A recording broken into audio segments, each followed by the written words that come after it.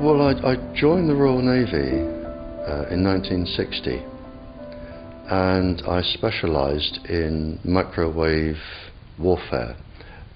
Radar, obviously, which uses microwave, but they don't just teach you radar, they teach you all about microwaves and other uses. So I understood about microwave warfare and how it can damage people, how it can harm people. And when I finished with the Royal Navy, I was also a diver in the Royal Navy, and microwaves I used in underwater mines as booby traps. Which actually got me interested, because I was actually taking a bomb to pieces underwater, and it was too complicated. And I brought it to the surface, and my partner that was on the surface said, "Don't be an idiot, take it back down." He said, "If somebody's beaming you with microwaves, they'll go right through you, and as you open the casing, trigger a photoelectric cell, and it'll blow all of us up." And he said, "If it doesn't go through to the bomb, it'll aim it at your head and make you make a mistake." And that's really got me interested from that point, because I thought, well, how can microwaves going into your brain make you make a mistake? And I asked a lot of questions. I have a very curious brain, and the forces, they're very good at explaining things and telling you things. So I did that, and I also did a medical course while I was in to help me understand everything. And when I left, a small part of my job was to question captured agents, spies, terrorists, because microwaves then were used as weapons, as they are today. It is a perfect stealth weapon, and when governments don't like a group of people, for instance, the ladies who protest at Greenham Common in England about the American missile base they camped, they were microwaved. We microwaved Catholics in Northern Ireland to make them sick. It goes on all over the world, and it's a weapon that you don't know you're being targeted, because the dose is very, very low, which is actually more dangerous than a high dose. It's very, very low, and it may take a year or two, but you can cause neurological damage and cancers with low-level microwaves, and you can make all your opponents sick. It's a perfect weapon for a government to use. So that was going on, and I gathered all the information about that from people who were captured from other countries to find out what technologies they had, what pulse frequencies they used. But as I said, it was only a small part of my work, but because I was highly trained in it and I was useful, it just became a part of my working structure, along with master criminals and terrorists and all sorts of people that I found incredibly interesting, actually, to talk to. Very, very interesting. And then when I left there, I took a job teaching, and I taught advanced level physics, and I specialised in nuclear and atomic radiation, and again microwaves. And I've just always been in microwaves. And then it was a doctor. I went to see a doctor once, as most teachers do, with a sore throat. And he said, as most doctors do, it's viral, there's nothing I can do for you. And I was leaving, and he said, "Hang on, Barry," he said, "you're a physicist?" And I said, "Yeah." And he said, "Can you explain something?" He said, "I went to a house that had a cot death 5 years ago. And the family moved, and a new family moved in, they had a new baby, the cot was in exactly the same place, and there was another cot death." And he said, 5 years apart. And he said, "There's a transmitter the other side of the child's bedroom wall. Could the transmitter cause the cot death?"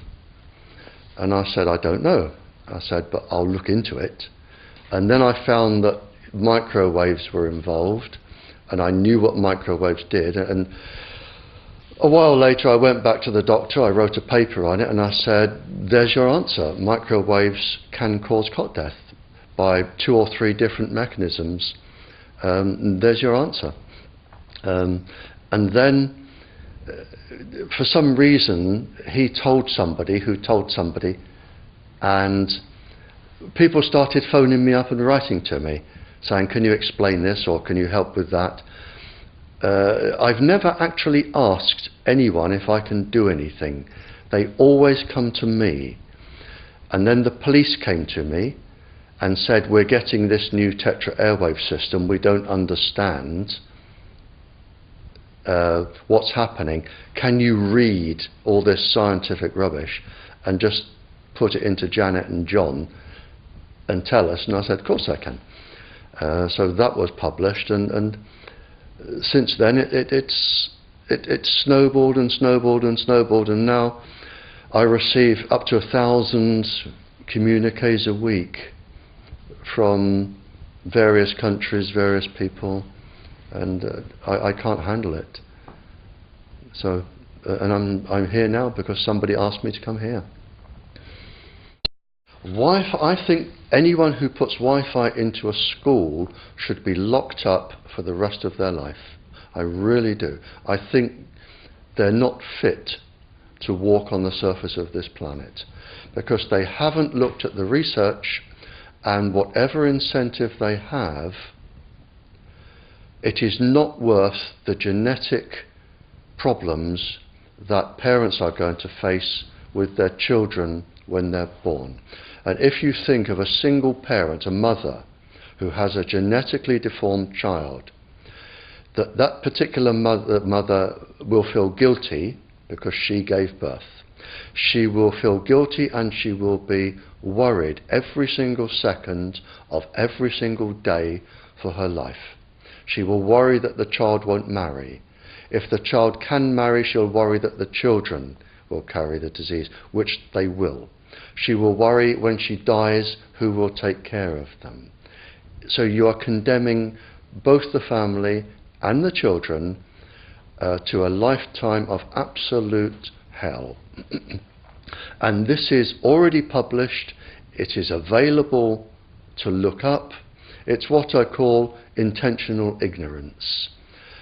They are offered some sort of incentive, and they think, oh, this is going to be good, we'll have it. Now the problem is, imagine you are a 15-year-old schoolgirl. All of the 400,000 eggs in your ovaries were with you at birth. They're not fully developed, but they're with you. They are 10 times more susceptible to radiation than all of the other DNA in the body. And scientists don't realize that. They don't read all of the papers as I do. So you have this highly susceptible genetic material which is going to make your children. And you are irradiating it because Wi-Fis, they are transmitters as well as the routers, as well as the ones either side of you. They are all transmitting at this height through your ovaries. So you are risking the damage, the DNA damage of your child every time you sit down and you use Wi-Fi. And it's like saying, if I smoke a cigarette, which one will cause the damage? The answer is, I don't know. It could be the one today. So you now have a child that has a probability of being genetically damaged. But the real damage is when that child grows up. You have genetic material in your ovaries which could be damaged. Now, the real problem comes, so you have a child that could be born genetically damaged, but the real problem comes when you become pregnant. If you are a teacher or a mature student and you become pregnant. because the embryo inside your womb, in the first 100 days, all of those 400,000 eggs are forming in your embryo, your child's ovaries. So your child could be born with genetically damaged eggs.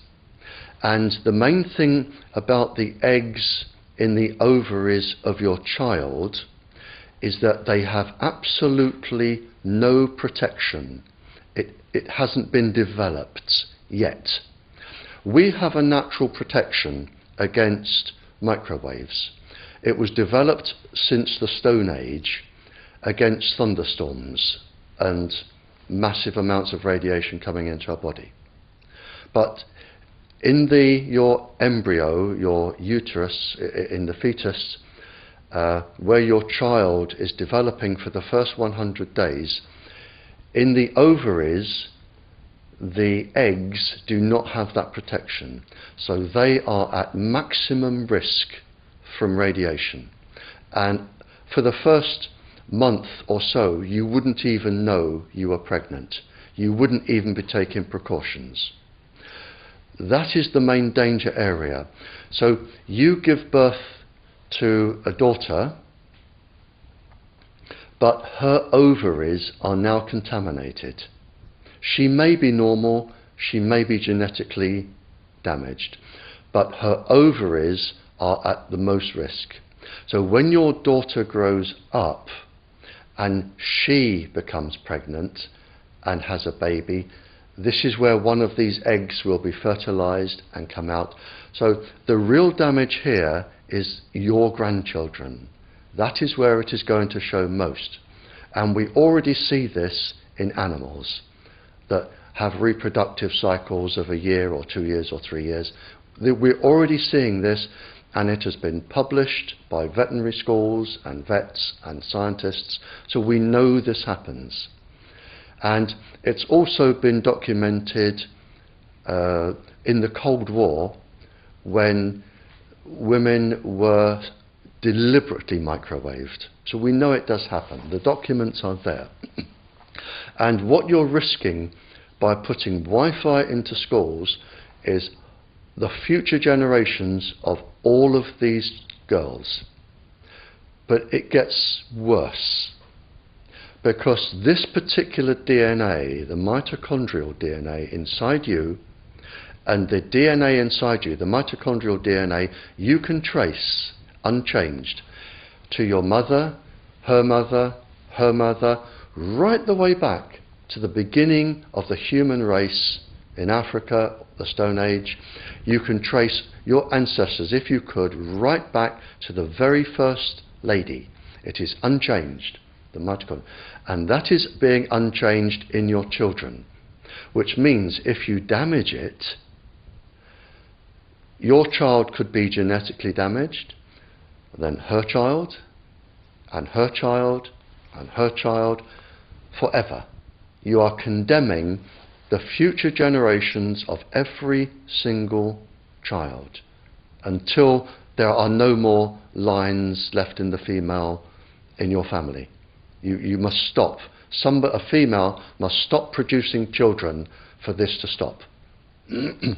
So when you put Wi-Fi in schools, what you're saying is, for the sake of a little bit of money that saves getting a workman in to drill holes through the walls to feed cable, because it's cheaper, we're just going to put Wi-Fi in, but you can have genetically damaged children for the rest of your family's career. That's what we're saying.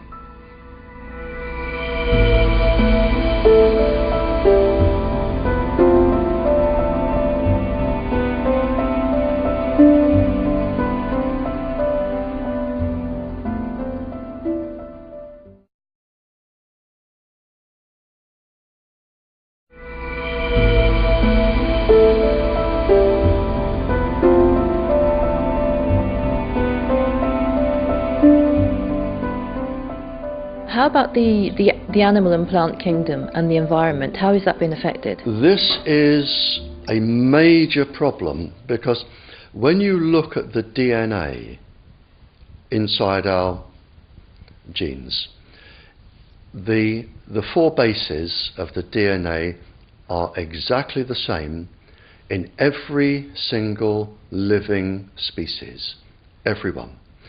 Any tree can read your DNA sequence. It won't use 99.9% of it because it doesn't need to, but it can read it. We can all read each other's DNA sequence. So if you're doing something which damages humans, it's going to damage every single living plant, every single living animal. And we are now finding that the animals that are most susceptible to this, namely the pollinating insects because of their size and their vibrational frequency, we are now finding that countries that rely on pollinating insects are running short of food. We are finding that animals are becoming sick, and this is researched by very reputable veterinary universities. In short, we are destroying the entire planet because we are ruining the crops, we're ruining the animals, we are ruining the atmosphere, and I think I cannot think, looking back in history, of a single organisation as the communications industry that is causing and will cause more destruction on this planet and more suffering and more death than all of the world wars there have ever been added up. This industry is going to do more damage because it reaches every single country, and it targets children, and it targets the unborn. And I watched on the news just before I left, the day before I left to come here, where we had Prince William and Kate, and they were on a tiny little Polynesian island. And when you watch them, if you see them on the news, this tiny little island, everybody was pulling out the latest iPhone things with colour and cameras and using it. And I think, well, this is a little tiny South Pacific tropical island, very, very rare for the planet, with ecosystems, and they must have microwave transmitters already for all these people to be using these. So this industry is reaching everywhere on the planet, and it is, if nobody stops it, it is going to destroy the planet.